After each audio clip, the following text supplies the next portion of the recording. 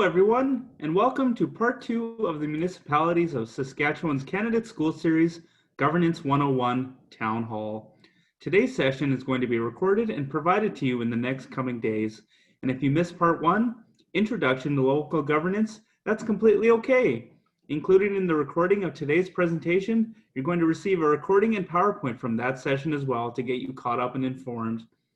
If you know anyone who missed one or both of these webinars, they will be available for free on our Facebook and YouTube pages for your viewing pleasure at any time.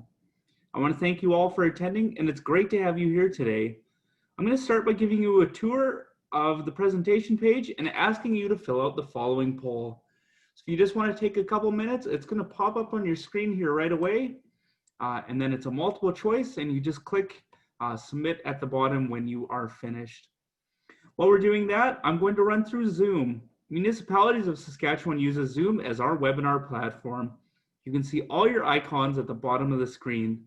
You have your audio settings on the bottom left of your screen, and if you're having any problems with audio on your computer, you can use this setting to switch over to phone audio. You have your Q&A for questions.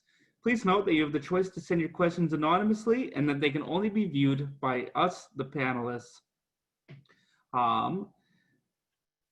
We also have the chat for comments and conversation. You can send comments just to the panelists or to the panelists and all attendees.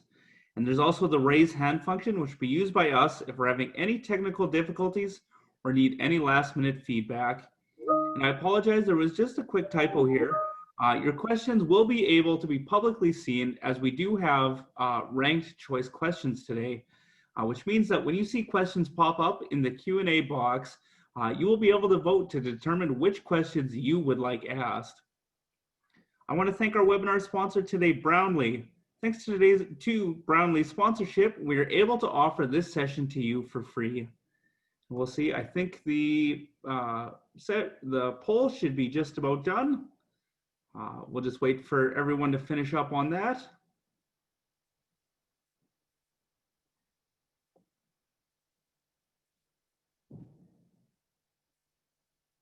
And perfect. So I'm now going to hand it over to Derek King from Brownlee to bring greetings on behalf of our sponsor.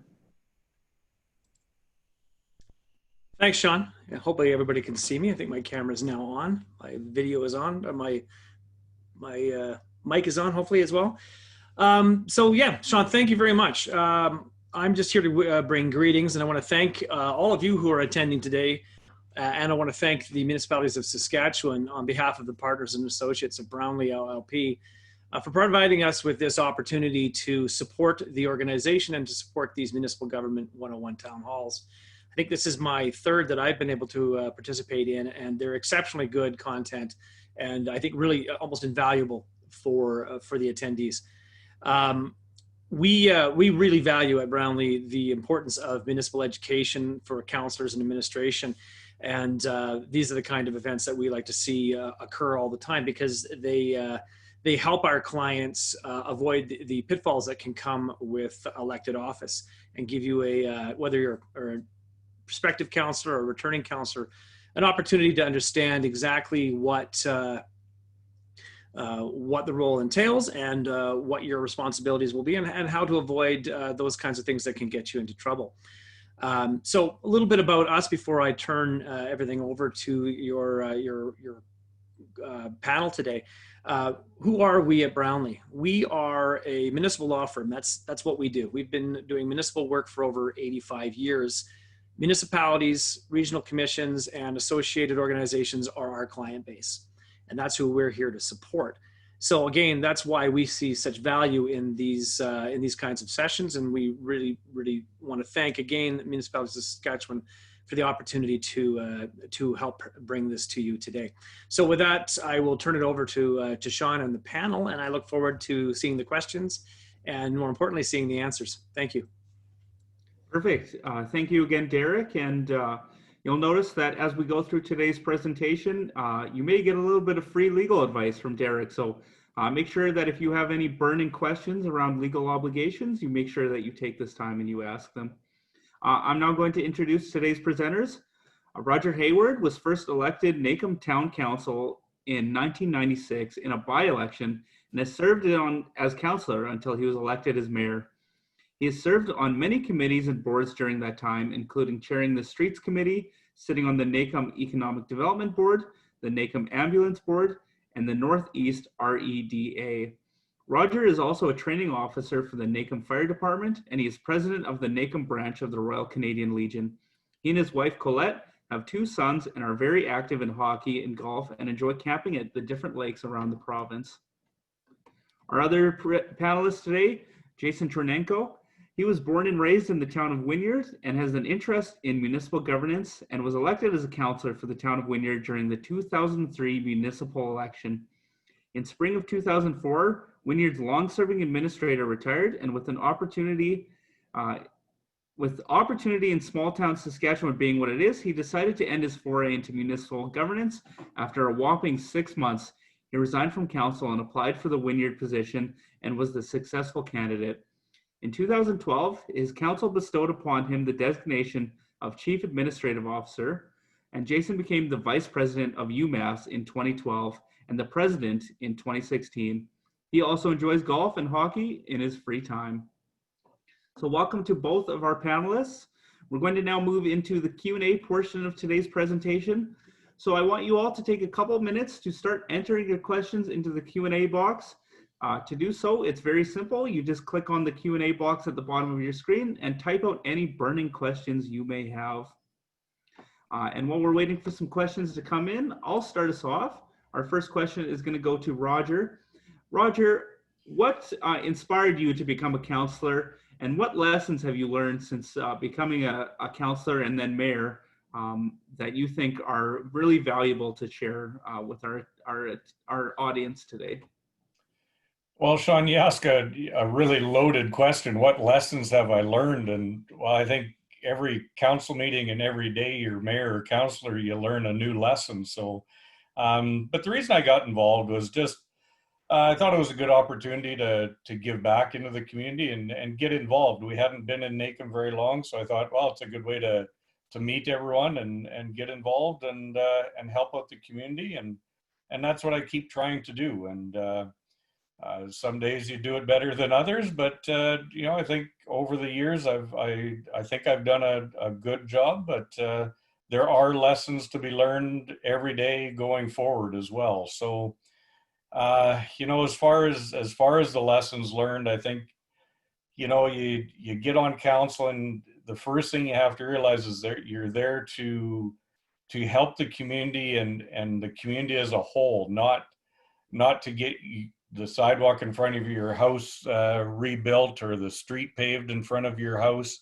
You're there to make the entire town better and function better and grow and prosper. So I think that's one thing that I really emphasize to everybody is you really have to put yourself out there for the entire town, not just a one hit, and that's very important. And so I think that's probably the biggest lesson I've learned, and still try and do that every day. So, and trust me, there's a lot of other lessons too, but we'll probably hit on those as we work through tonight. Perfect. No, that's great insight, Roger, and it's a great way to kick us off. Our next question I have for Jason. What qualities make a good counselor, and what helps you best as an administrator from a counselor? Well, I think the qualities that make a good counselor are having an open mind, supporting your staff, not just the administrator, but your other staff. There's lots of training opportunities. I've been very fortunate that my council has never balked at sending me to workshops, conventions, things like that, where you learn, you go meet other people. They've been very supportive of me taking on roles with UMass, and which led to my role with the Municipalities of Saskatchewan as a board observer, because they see a benefit to that, and I see a benefit where it's not that you get any information that's going to benefit your town, but you really are more on the inside when you get to take positions like that. So having a council that's really supportive of that is good, is very good. And one of the best things, though, I think, because it's one thing I get a lot of complaints about from other administrators, is the role of council as a policymaker and not as a manager themselves. That's the job of the administrator and the staff to carry out the policies. It's council's duty to create those policies. Perfect. Hopefully, Yeah. No, hopefully I answered the question. absolutely. No, I think that's a really good insight. Our next question, and I'll just note to everyone as we have some questions flowing in, if you see a question you really like and you think that it should be asked, give it a thumbs up, and it'll pop to the top of my list to be seen. Our first question is, if the community wants to remove a councillor, what steps do they need to do? And this may be a question for Derek, but Roger and Jason, feel free to hop in from experience and whether this has happened in your community. Well, why don't I step back, given that you've got two capable panel members, administration and council, who I think would be best to hear from first, and then I can jump in if there's anything else I need to add. Yeah, absolutely. Well, actually, we've never had to do that on any of the councils I've been involved with, so I don't have firsthand information. I know there's a lengthy process, and it's a process that has to be followed, very clearly, and it's set out very well by the government. But I think I don't want to dump it onto you, Jason, but I think you've got a better insight than I do. Well, as with you, Roger, I haven't had to experience that, thankfully. We came close one time, and that was with the member of council missing at least, it may have changed now, but at the time it was at least 3 consecutive meetings over a 3-month period. And that happened to be our mayor 2 mayors ago, and we didn't have to do it, but if you're disqualified, you're disqualified. There's a couple provisions in the Municipalities Act that lead to that, and it's the other big one is, as a lot of anyone who's read the news over the last 5 or 6 years, RM Sherwood, conflict of interest is definitely something that can get a council in trouble. And again, there might be more provisions, again, because I haven't had to deal with it directly. I'm not sure, and maybe Derek will be able to follow up on this, but at one time, someone had to take the initiative to go in front of a judge. I don't know, with the ombudsman and with the oversight of government relations, that perhaps it doesn't have to go quite that far now, but like it would have been, it's not something that's easy to do, nor should it be, but there's definitely some provisions that allow for it if if a councillor seeks office and then doesn't show up to meetings, they shouldn't be a councillor. Yeah, maybe I'll add to that as well. Jason's right. That those are certain examples of where a councillor can be disqualified. So going back to the original question, kind of comes down to this. Unless it's expressly stated in the Municipalities Act, you can't remove a councillor. Councillors get removed by election. There are exceptions to that, and those are enumerated in Part 8 of the Municipalities Act, where it lays out a number of things that that disqualify a councillor from office. And so if there's an active disqualification, that is something that can result in the removal of the councillor. And one of them obviously is missing a certain number of meetings, and specifically it's I pulled it up here just to make sure I didn't misquote it. It's all regular council meetings held during any period of 3 consecutive months during which at least 2 meetings of council have been held. So depending on the municipality, that's not a lot of meetings actually. The others are things like ceasing to be qualified for office. So if you don't meet the requirements under the Local Government Elections Act, all the way through your period of being a councillor, you're disqualified. Financial interest, pecuniary interest. If you act improperly with a personal financial interest, that's an active disqualification.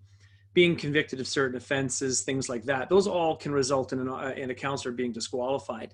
And what the Act says is that if you fall into one of these categories of disqualification, the councillor must resign immediately.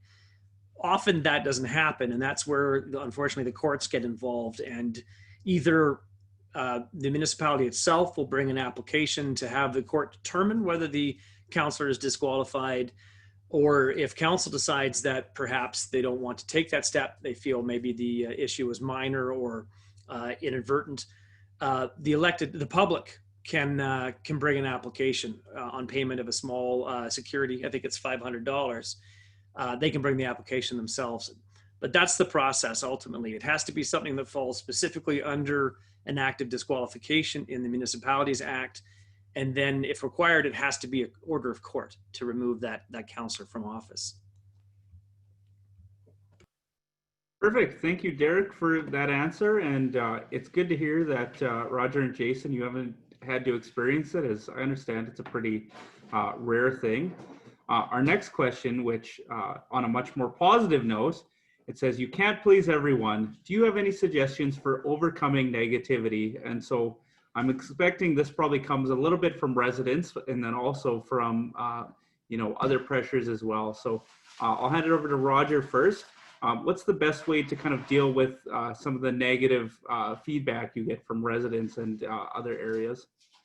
Well, I think to start with, you really have to listen. If it's one ratepayer that's in council complaining about everything under the sun, I think you really have to listen and see what they're driving at. And usually, when you listen carefully, you can see the underlying issues, and you can work at turning those around and finding the positives in what they're also saying. Because a lot of times they say a lot of negative things, but they're also saying some positives in there as well. And it just takes time and experience in listening to some of those people to find the positives and get them thinking a different way. It can be tough. And some people, let's face it, some people you're just not going to satisfy or make completely happy. And we all have ran into that before, but I really think, the really take the time and listen very carefully to what they're saying. And you can usually find something in what they're complaining about that they're actually finding positive. And it may be something very small that they're complaining about. And in actuality, there's a lot of positives that they're seeing in the community. So you just got to work through it with them and take the time and listen to them.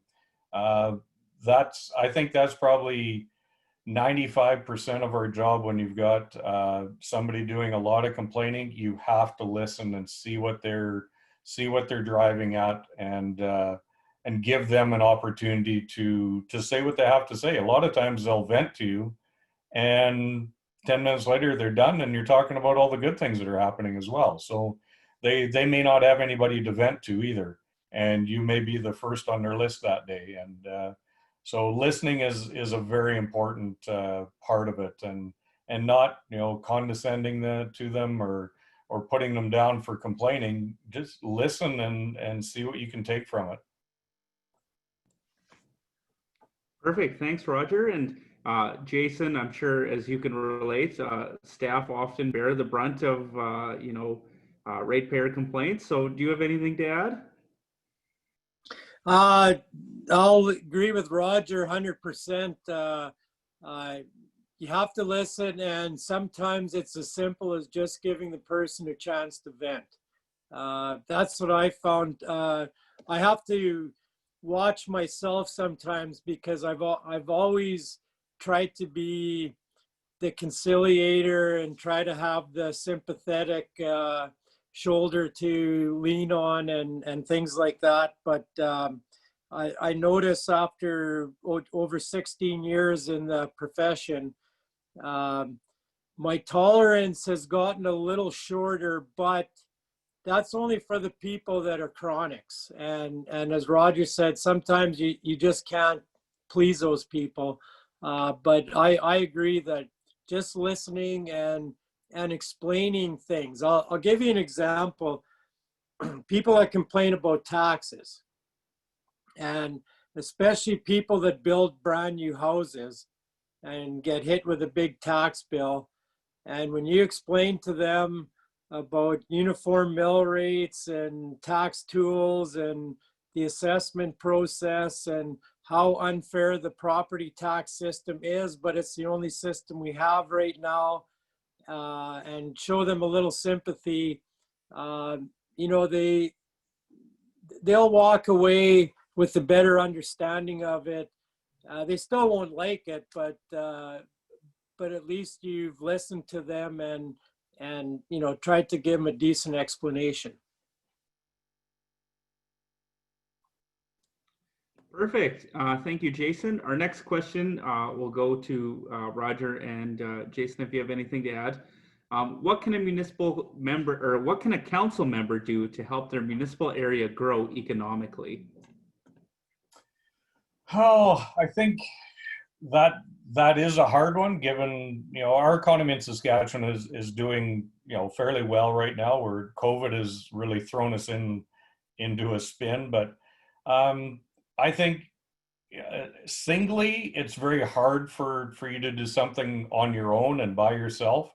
So just being part of that group on council and coming up with the good ideas and listening to taxpayers and business leaders in your community to see what's needed, and then working with everyone to see what you can bring to your town. Because you need everyone on board. You can't do it yourself. You can't do it alone. So I think, you know, just being part of council is a great first step. And because generally I've found on councils is you are all there for a pretty common goal. And one of those goals is economic development. You want to bring more business to your community because that brings more tax dollars and that gives you more money to upgrade the rest of your community. So it's not an easy thing though. You know, to bring a business in, there's a lot of requirements that certain businesses need, and you have to find the right one that your community meets those requirements, and then you can work at it to go after it. But I think working together to see what you need to start with and what you can accommodate and what the area needs, and talk to your other leaders in the community, your business leaders, and they'll help you along as well. Perfect. Thank you. Jason, do you have anything you'd like to add? I'll just again agree with Roger. It's extremely difficult. You know, you get a lot of questions like, well, how come you don't bring in this business? How come you don't bring in that business? Because the fact is that you have to have a market that's going to sustain that business. And unless the municipality is going to open up, like I'd like to see a men's clothing store again in Wynyard, but at, you know, 1,800 people, I think we're just under the threshold. You know, if you have something in your area though, like let's knock on wood, Roger, for BHP and the potential for 1,000 employees at some point in the future. You know, that's a big economic development boost, but that has nothing to do with any tax incentives you know, that we can issue. We can, you know, you can offer tax incentives to try to get a business to choose your community, but at the end of the day, you have to have a big enough market to sustain the business, and that's what's difficult. So you try to do your best to have a fair tax rate and all those other things that'll make someone look at your community, but extremely difficult though. Thank you, Jason. Our next question I will give to you first, Jason. It says, what training opportunities and our resources are there available for new and even returning counselors? So I was just thinking maybe you could talk a little bit about the Municipal Peer Network.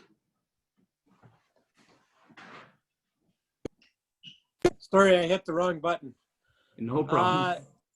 The Municipal Peer Network, I know that I have 2 members of the UMass executive are part of that, Rodney Adet in Bethune, and whatever, he's a joint administrator. I forget what the name of the RM is, but it's the one that has K&S Potash Mine in it. And Aileen Garrett from Unity. And I know my former high school teacher, the current mayor of Lumsden, Brian Matheson, is on that. So I'm not real familiar with it, except that I know that people can call these people to ask questions. And you got some pretty experienced people that are going to give them some advice and hopefully lead them in the right path. The other thing is the Municipalities of Saskatchewan. I'm assuming your organization is going to be putting out the Councillor Handbook again after the elections. Those are good resources. The MLDP, the Municipal Leadership Development Program, is another good training opportunity. And the Government Relations website has just a wealth of information for counselors and administrators for that matter. Yeah, so I'll just kind of highlight some of the things that you mentioned, Jason, and then I'll hand it over to Roger if you have any resources you'd like to recommend. But if you are lucky enough to be elected, we will have a Municipal Leaders' Roles and Responsibilities webinar series coming up, as well as we can't recommend enough the MLDP, the Municipal Leadership Development Program. Other than that, we can also recommend in February, we have our annual convention, which will be virtual this year. So make sure you check it out. There will be lots of sessions for new counselors available there. And just keep your eye out on Municipalities of Saskatchewan newsletters, because we try and do at least 2 educational programming sessions a month. Roger, do you have anything that you could suggest for counselors? I think you hit it, Sean. Municipalities of Saskatchewan, you and the rest of the staff have done a terrific job over the last couple of years expanding the webinar series that you do, and those I think have gained a lot of traction and a lot of momentum. So I think everybody needs to keep an eye open on our website for those. Katie does a great job with convention, and we'll have a lot of great speakers at it again this year. But the webinars that you and your crew are putting on are just fantastic, and they're easy. You can jump on them on Zoom or many or whatever you happen to put them on, and sit in your office. You can gather a couple other counselors around or your administrator, watch it, and come up with a lot of good information. So I can't stress that one enough. And of course, the MLDP has been around for many years with it's a great course. And for new counselors and even us ones that have been on for a long time can benefit from those as well. So you guys hit the nail on the head with all of those.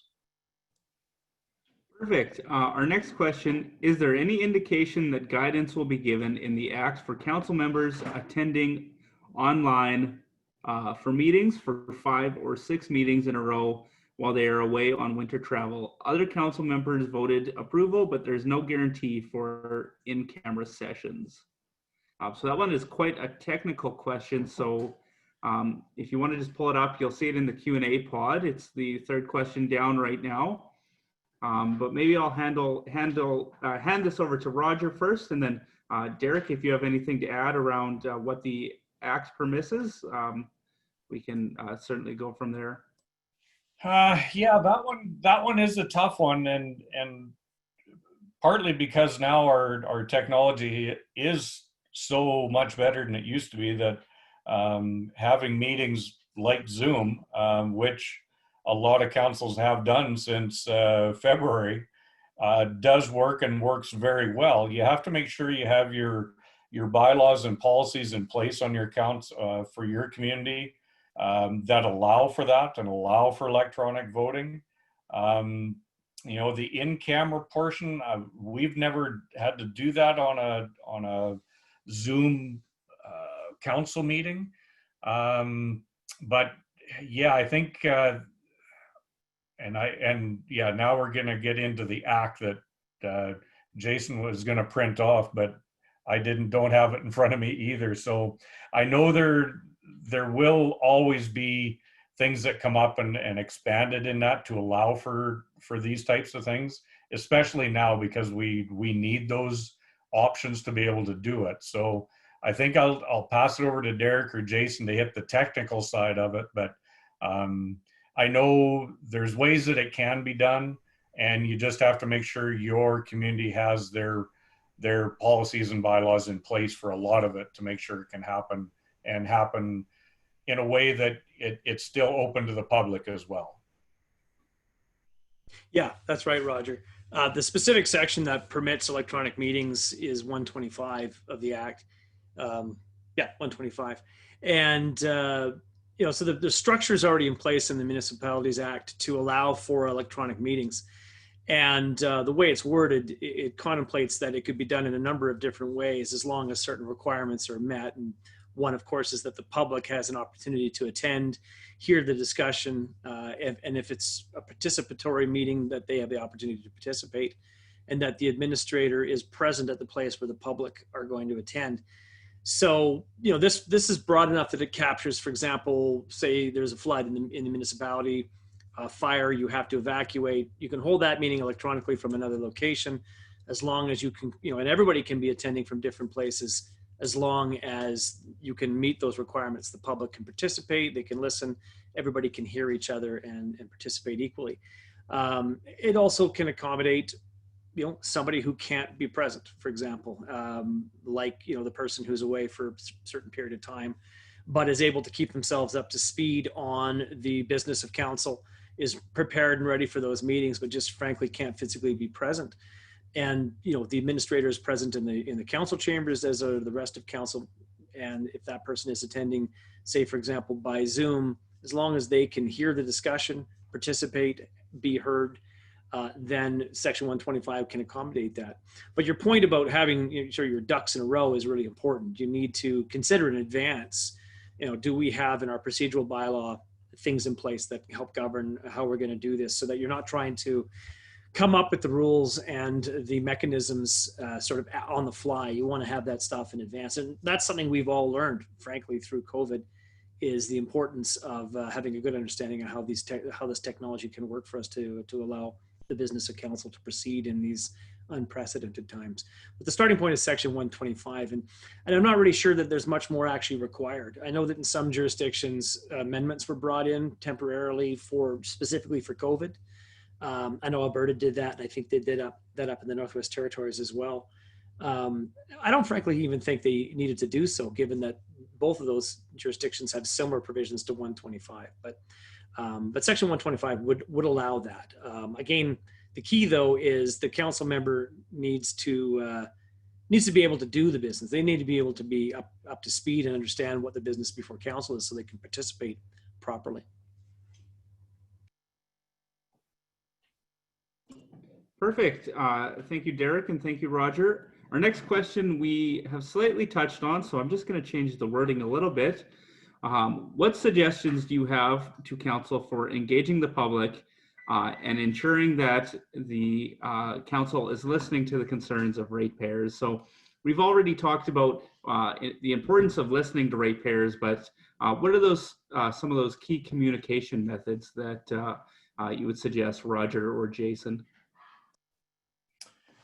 Well, I think one thing that we were going to start to do in our community was getting back to town hall meetings.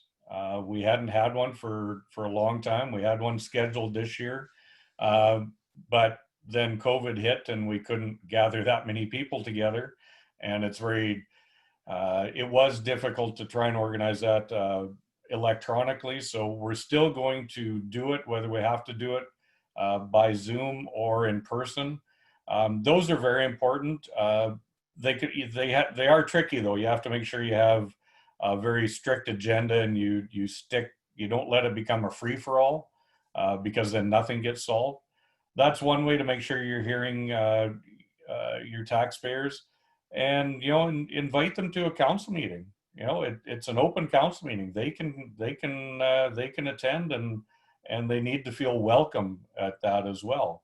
And give them an opportunity to, maybe on your website where you've got some Q&A sections or somewhere easy for them to ask questions of council. But then if they ask it on the website, make sure whoever's looking after your website gets that information to council, so you make sure you answer those questions. So there's a number of ways.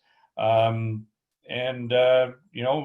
knows my email, and we're always quite open to emails and phone calls, and you just have to make sure you as a council, you put yourselves out there and don't close your council doors off to anyone, because you may think you're doing what everybody wants, but you have to hear it from the public as well. Yeah, that's excellent. Jason, is there anything unique that Wynyard does to reach residents? Well, as Roger mentioned, we did implement the town hall. We borrowed directly from the RM side there, because they have their ratepayer meetings every year. And so 3 years ago, we decided to have a town hall meeting in January of every year. We go over finances and general plans for the town, and then we open it up to the public to tell us what they want from us. And I think it works really well. And as Roger said, you have to be accessible to the public.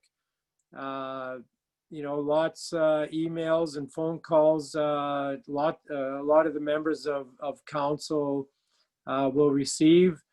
And that's just part of the job, but it works well, because you do have to. You can't govern in a bubble. You have to be able to gauge the will of the people. Yeah, no, that's excellent. I think you two hit the nail right on the head, that you definitely need to solicit that resident feedback, because it's truly essential. Our next question, I'll pose this to you first, Jason, and then Roger, feel free to add on. How much authority does council have over building permits and inspections? Can they waive permits and inspections? And then Jason, I guess I'll just get you to talk about the admin role in this. Well, the municipality is legislatively required to administer building permits. Now, how most do it is they hire a licensed or contract a licensed building inspector to actually do the inspections. There was, I believe this came up in the village a village session that I watched to prepare for this. It's actually, because it's in legislation, it doesn't technically need to be brought up at a council meeting, although the administrator, I think her name was Yvonne Jess, said she brings it up as I do. I bring up the building permits. My view is that even if it's covered under your building bylaw, which is basically the policy of the town, it's still, I mean, your council, they're going to ask you, well, what's going on? We got a, you know, in Wynyard, we got a brand new pharmacy just went up. How come we didn't know about it? So it's a good way to keep council informed too. But the municipality is legislatively required to administer building permits. Can I jump in on that one, Sean? Absolutely. Excellent. Yeah, and no, just building on that, of course, the municipality is, of course, required to administer, you know, the building permits and the building code. The key word, of course, there is administer. The council's role is establish the building bylaw and to establish the policies that need to be applied. The administrative decisions need to be made by administration. And I think this kind of fits into another question I think I saw in the Q&A list there, which is sort of understanding and making sure the council stays on the legislative and policy side of decision making and administration stays on the operational and administrative side of decision making. And so I fully agree that, you know, it's really important to keep council informed as to permits that are being applied for, permits that are being issued, so that they understand what's going on out there, so they can answer questions in the community that inevitably they're going to get. With respect to could council waive a permit or waive an inspection? The normal answer to that, you know, knowing that there's always exceptions here and there, is going to be no, because that's an operational decision. That's something that that's going to be done on the administrative side. So somebody would be retained typically to do those inspections and to process those permits. So in the normal course, council's role is going to be establish the policies. The inspectors and the permit people responsible for the permits are going to make the determination on whether permits are issued, whether certain things can be waived. And typically, with respect to inspections, those are usually set out by quality management plans or under the code. And so, and a lot of times they can't be waived. Or if they can be waived, they have to be waived for valid decisions that relate to operational decision-making again. So it's going to be a building inspector who's making that determination under the Act. So just an important distinction to be aware of with respect to decision-making on the building code side of things. Perfect. Our next question I'll pose to Roger, and I think this one's the million-dollar question. Change can be met with resistance, but you run a campaign for a reason. How can you implement your campaign successfully and get what you want done? Yeah, that's a million-dollar question, all right.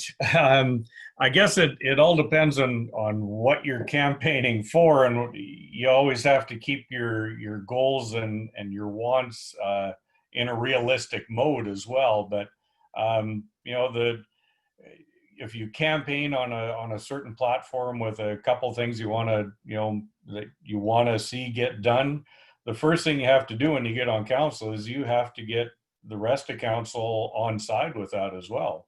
And so you have to be prepared. You have to have good arguments and you know, solid foundation of ideas and a plan on how to get there, why you need it, and how you're going to fund it. That's the other million-dollar question is, depending on what you want, you have to be able to afford it or have some funding figured out for it. But it like I said before, it's not a one-person show. You have to work collaboratively with the rest of council and administration to get those big projects and even the small ones off the ground and going in your community. And if you get voted in because you said you're going to do something, you know, sometimes you find out when you get there that, okay, well, maybe we can't do that because, you know, the costs are too big or, you know, whatever reasons, but you have to work together to get there. You're not going to get there working by yourself.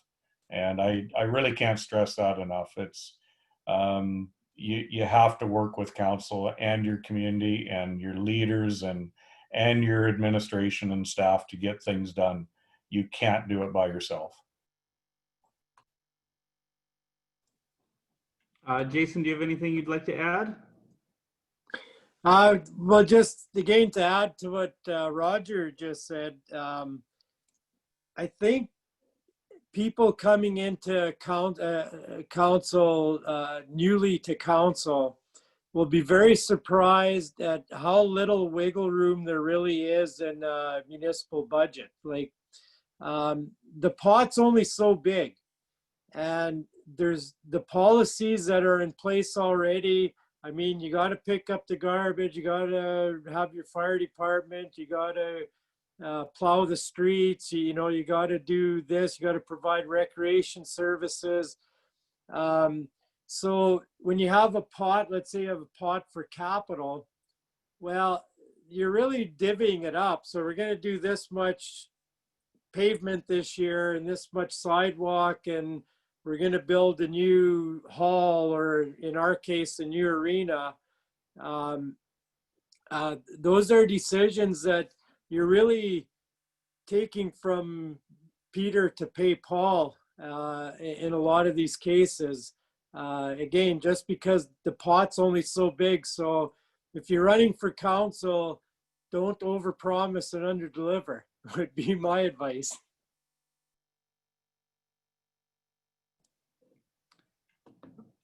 Perfect. Looking at kind of some of the questions we have, I was just seeing if there are any common ones. And one of the big ones that looks like it pops up a couple times is time commitment. What is the time requirement required to be an efficient or effective council member? And I'll pose this to Roger first, and then Jason, feel free to add on to what you see is an effective council member. Yeah, and that's a hard one. There's a lot of variables in there. You know, how big is your community?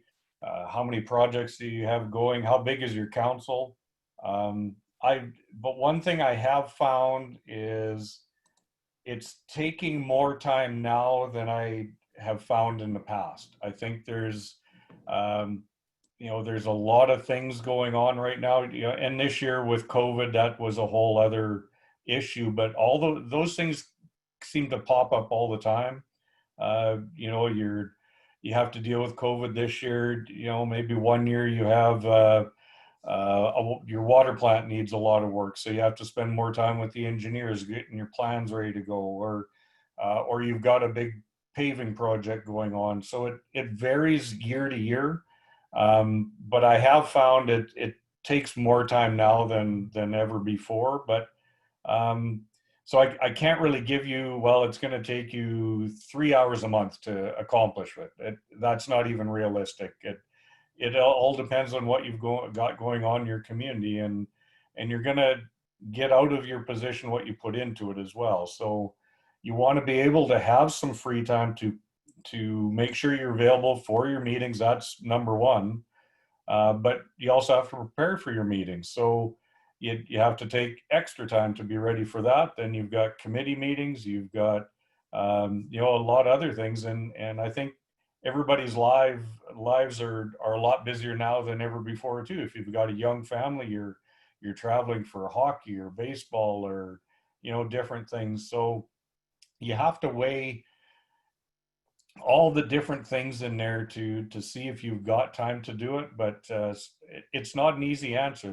There's no set amount of time that you can put into it, because I've got days where I put in 8 hours at just doing town work, it seems. So you have to balance that with your regular job as well, and your employer, or your own business if that's what you're in. So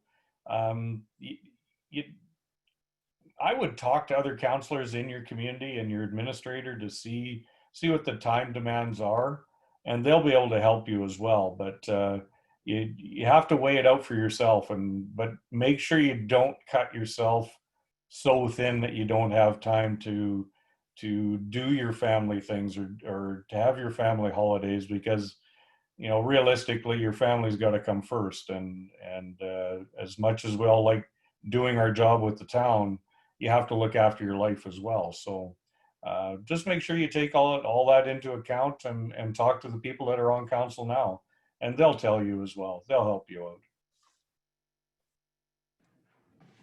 Perfect. And yeah, Jason, just from your perspective, what perspective do you have around kind of the effective work-life balance of being a counselor, and what time should be devoted to spending time to municipal duties? Well, it's definitely a commitment, and you have to be prepared for more than just your council meetings. You know, we have 2 council meetings in Wynyard. We've got those down. We used to have very long meetings, as Roger would know from 2 mayors ago, 3 mayors ago. There's actually a policy put in place that if it wasn't done by 10:30, then it would only be extended by unanimous consent of council. So you have to be prepared for more than just those 2 meetings. You have to be prepared to receive emails and reports and things like that, because the best way to have an efficient and effective meeting is to be prepared for it. You know, having a 3.5, 4-hour, 4.5-hour meeting, everyone, you know, their eyes are drooping and all they want to do is get home. And so you have to be prepared to put in the time. Roger's right. There's more regulations and other factors that have come into play over the last, let's say, 10 years anyway. You know, in municipal governance, we like to say, well, if the province would quit downloading all these things on us, then it would make our jobs a lot easier. But definitely, it's a commitment. It's not, like Roger said, you got to balance that family life and your own life with your commitment to the town. But most people run for those positions because they want to see their a betterment and an improvement in their community. Yeah, absolutely. So just looking at the time, we have 8 minutes until we're scheduled to finish, and we still have 11 questions open.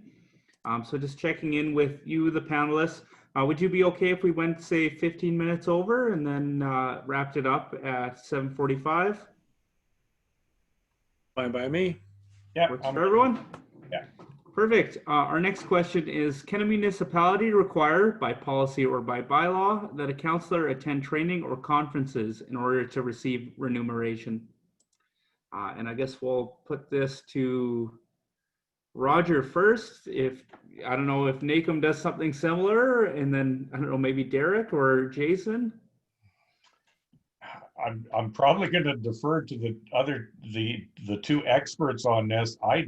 I don't know if you can make that a requirement in your municipality or not. And I think you'd want to be careful with that, because if you start doing that, and I'm just going off the top of my head, you may limit who you get on council as well, because then it makes it that much more of a time commitment that they have to do.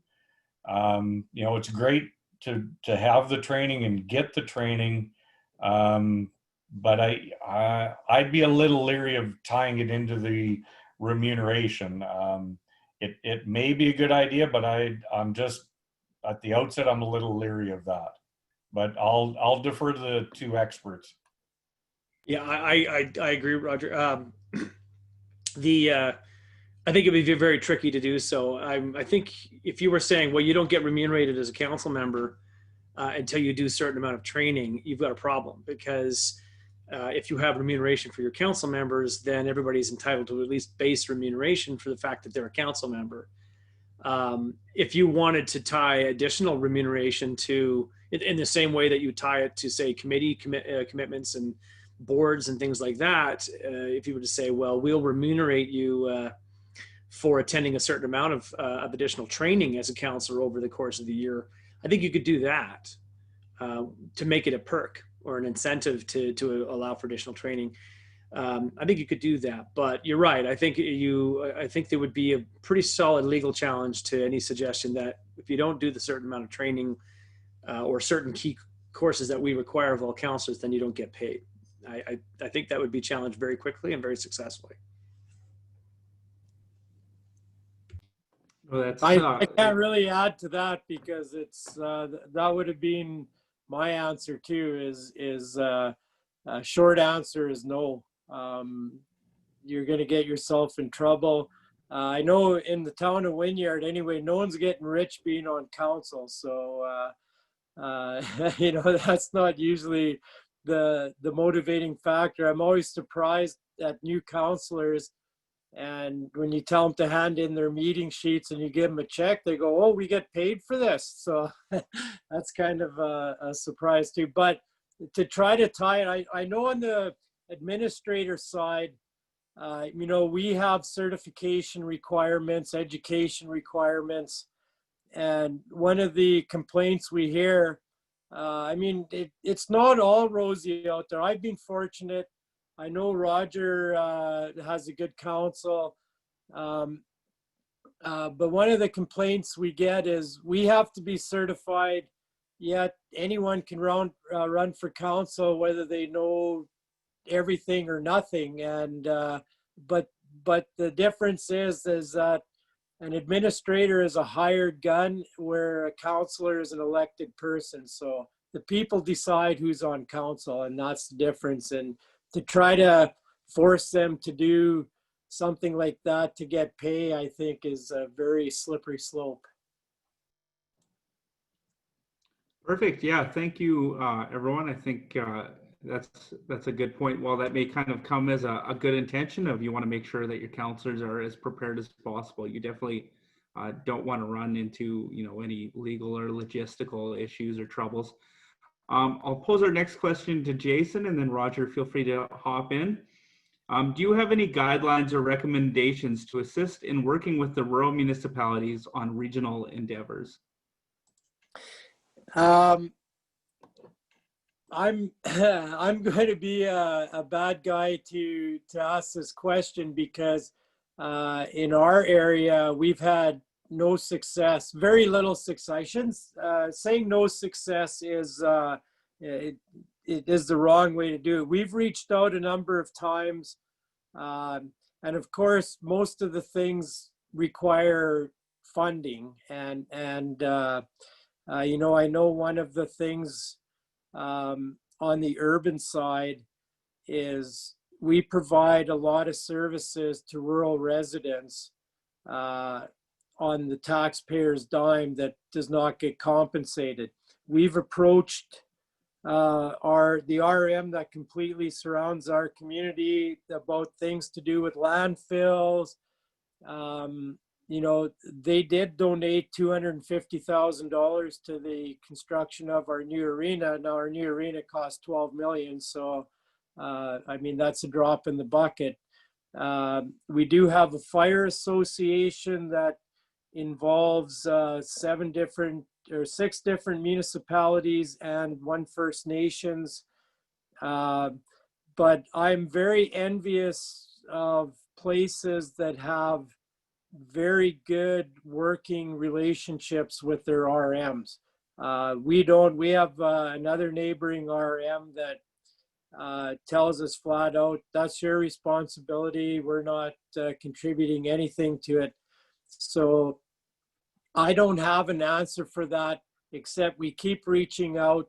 I still think at some point, I don't think it's going to happen in my career, but I think at some point, let's say in the next 25 years, you're going to see a totally different governance structure in Saskatchewan, because I don't personally believe that the system we have is sustainable right now. So it's going to be forced upon us at some point in the future. It's just not going to happen tomorrow. Roger, have you had any more luck working with RMs? Unfortunately, we're a lot the same as Jason. We actually used to have a joint administration office with our RM, and they ended that agreement 3 or so years ago. So we had to go back on our own and open up our own office again. Since then, we can't even really reach out. But you know, I don't want everybody to get the feeling that it's all doom and gloom. there are a lot of municipalities that work very well together. And yeah, I'm envious of those as well. We work very well with a couple other RMs close by, and we're going to try and move forward on those as well. We want to redo our fire agreements and that coming up, but that's going to wait till after this fall's elections, and I look at those as a good opportunity when you have changes on all the councils. That's when you reach out, is shortly after that, and have a first meeting with them, and see if there is some common goals and some common things you can work towards, and try. And you can't give up trying. And I don't think Jason's council does either. None of us do. You kind of get in a rut in the fourth year of your term, but I think it's something that I'm looking forward to this fall, when we see a change on the RM councils and even mine. We'll reach out after and see what we can work together on. So as far as guidelines, everybody's on their own, because everybody's councils are so different, and the needs and wants in your areas are that much different as well. So I think the best advice I'd say is take that first step. Put out your hand and say, what can we work together on, and see where you can build from there. Perfect. So we've got our 15 minutes left, so it's likely that we're not going to get through more than 3 more questions. So I just want to encourage everyone in the audience, if you see a question in the open questions left that you really want answered, make sure you click on the little thumb and give it a thumbs up. That way we can get to the most pressing questions. Our next question is, what advice do you have to help members of council understand the importance of adhering to their governance role as opposed to entering the operational role? And I think this is a great question for Jason to start with.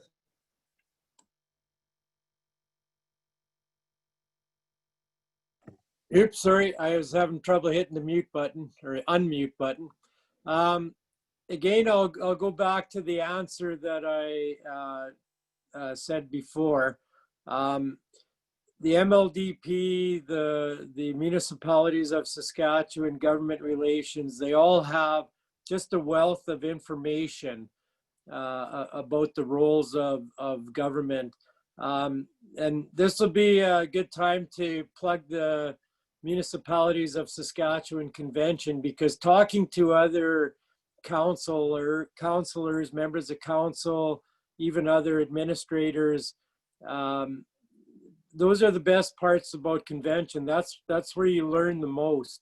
But actually actively seeking out those helpful avenues is very important. And that's where the administrators, when you have an election, you should have a council package ready with places where they can find information. There's lots of manuals out there. A lot of them are getting a little dated now, but there is a lot of information out there. And as has been said here already today, council's role is to set policies and procedures. The administrator's role and the staff's role is to carry out those policies and procedures. So it's not the council's role to go out to the grader operator and say, I want you to plow First Street East today, and I want you in summertime, I want you to go cut over here today and over there tomorrow. That's for the staff to do, but it's for council to set up the policies in order to allow the staff to do that. Perfect. Roger, do you have any advice for incoming councillors? I think make sure you keep that line of communication open between your administrator and all of your staff, because in order to develop policy, you have to know what the administration needs you to set as well. And you have to work so closely together that, council just can't say, well, we're going to make this policy, you carry it out, because it may be the absolute wrong thing to do. And your administrator can help you with that and say, we need a policy that'll help guide us for hall rentals or whatever it may be. But you have to make sure you have a a good communication with your administrator, and it's a two-way street. And if you lose that communication, it's going to cause you a lot of grief and a lot of trouble. So that's the only advice I can give is when you're setting policy, make sure that it's applicable to your town and that you can actually make it work, and your administrator will help you through that. Perfect. And Derek, yeah. Yeah, just to add to that, I mean, those are all exactly the kind of things I would have recommended as well. And it really comes down to, asking yourself, I think as a counselor or even as an individual counselor, this decision I'm making or this direction I'm giving, is it policy related or is it implementation of something? As a counselor, if you're having a conversation with an individual staff member of the municipality and telling them to do something, I almost guarantee that you're engaged in operational decision making and you shouldn't be there. So one of the things we always recommend is try to maintain, that communication is really key, and Roger just touched on that. And one of the important aspects of that is communicate through the chief administrative officer. Counselors should avoid as much as possible to be having direct interaction with lower levels of administration, because your only employee is the CAO. Everybody else works for that administrator. So the communication as much as possible on things like, the example of, well, I think the grader operators should be prioritizing differently in the winter. Well, that's something you take to council, and council can carry that forward to administration. It shouldn't be a discussion directly with the director of public works, for example. So having that communication structured in that manner so that individual councilors are not taking direct action on anything, and that council itself is communicating through the administrator, letting the administrator implement, then I think you can avoid a lot of the challenges that come from councils delving into operational decision making. Oh, actually, and one other thing I would put out there, I guess, is council orientations. They are, I think, important to do. Sometimes they're offered through the province. They can be done privately. We do them, for example, not intended to be a pitch, but we do them for elected officials, for new councils after every election in a number of different jurisdictions. And they can be a really good way to set the stage and to go through practical examples of what is policy decision-making versus operational decision-making. Perfect. Our next question, I think it might just be easier to hand this to you, Derek, because I don't know if there's much of a conversation to be had around here, but is there a restriction having a member of a town maintenance staff sit on a rural council? No. That's the shortest answer you'll ever get from a lawyer. Perfect. Our next question, I'll pose this one to Roger. What are your recommendations to avoid getting caught up in a social media outburst about the town or things associated to the town? Don't go on social media. That's probably the shortest answer you'll get from a politician. Yeah, this day and age it's so easy to get caught up in that, and you gotta step back and tell yourself, I'm not gonna argue this on Twitter or Facebook today. You're not gonna win. It's not gonna end well for you or council, and you run the risk of making yourself look even worse. So I try and tell all counselors, don't try and win votes or win arguments on Twitter or Facebook or Instagram or whatever's out there. It's not going to work.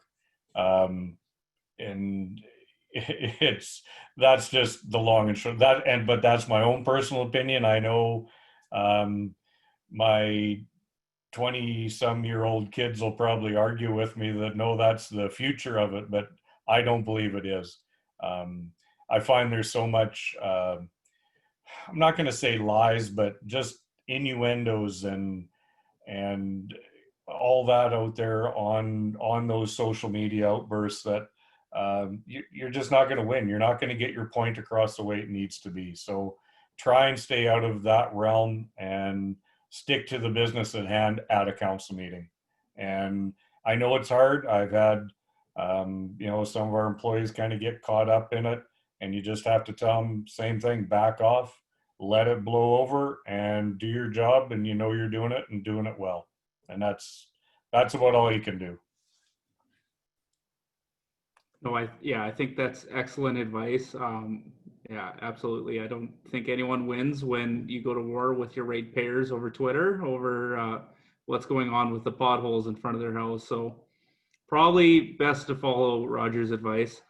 So we have 5 minutes left, and I do want to pose one last question to each of you. We'll start with Derek as our sponsor, and then we'll move to Jason and then Roger. Just last little bits of advice and kind of the one crucial thing that you would recommend for an incoming counselor to keep in mind as they either begin or maybe even continue their municipal journey. Wow, that's not an easy. That's a whole session. We could do 8 hours on that. It's hard to choose. I've been doing municipal law for 22 years, and there's a lot of things I've seen over that time. So it's kind of hard to narrow down to just one. I think if I had to choose just one, I would reiterate something that was said at the beginning of this session. And I think it was Roger, but I apologize if it was Jason. And that is, you're elected ultimately to represent the municipality as a whole. And that's a really important thing to bear in mind. Of course, you're going to have certain biases. That's why you ran for office. That's why people liked you over your competition. You're going to have certain goals that you want to achieve. But if you bear in mind at all times that you're there to represent the best interests of the municipality as a whole, I think it's a really good mindset to go into decision making with, to recognize that you may be very passionate about something, but if you're willing to listen to your fellow councillors, to the public, and even the information flowing up from administration, you sometimes will recognize that now isn't the time for my particular goal. It's not going to be in the best interest of the municipality as a whole. And that's not to say you shouldn't keep pushing for that, but it's important to recognize that the best interest of the community as a whole can't be represented if everybody on council is solely focused on the specific interests of a key ratepayer or ratepayers or their ward or what have you. So that's, I think, the thing I would say is enter in with the understanding that you're there for the municipality as a whole. Yeah, I think that's excellent advice. Jason? One thing I'd like to add to that is don't expect to change the world by getting on municipal council. Expect to have input, expect to want to steer your community in the right direction, whatever that is. I guess that's the direction that the people want it to go. But you do have limits. You have financial limits, other resource limits, and just go in there with realistic expectations. Perfect. And Roger, last up. Well, I think everything that's been said so far is right on the money. I think the other thing I would add is keep an open mind. Especially if you're new going on council for the first time, listen to the other councillors, and everybody's on there for the same common goal, and everybody's got different ideas. And you may go on there with an idea you had, but when you sit down and talk about things, you might hear something and say, hey, that's an even better idea. And so keep an open mind and be willing to change, because the world runs on change right now, and you have to be able to change. And we've done that since February, and we've changed 10 times in the first hour, and you have to be able to do that. And keep an open mind, and you'll do fine. Perfect. Yeah, I think that's excellent advice from all three of you. And I think everyone that's in attendance today is, if they're lucky enough to win their seat, they're going to be off to a great start from the advice. I want to thank everyone for your great questions. A reminder, we're going to be providing a recording of this presentation to all the registrants in the next few days, as well as a PDF of today's PowerPoint. And if you missed part 1, Governance 101, the intro session, you will receive a copy of that as well with the recording of today's presentation. That brings us to the end. If you could please take a few minutes to fill out the following short survey. That'll let us improve this session in the future, as well as our future sessions that we offer for you. And I just want to end today by thanking all three of our panelists, Derek, Jason, and Roger.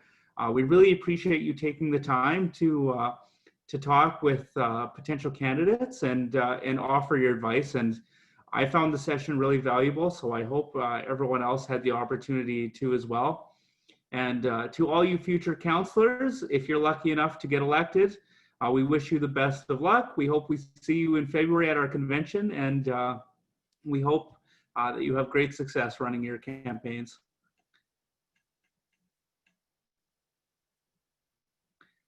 So yeah, once we're done filling out the survey, we'll close out the meeting. Roger, Derek, and Jason, feel free to check out at any time. Thanks, Sean. Thanks, Derek. See you later, Jason. Yeah, thank you, everyone. It was interesting. Yeah, thanks a lot, Yeah. everyone. And once again, thank you, Municipalities of Saskatchewan. We really enjoy our opportunity to present. Thank you. Perfect. See you, everyone. Yeah.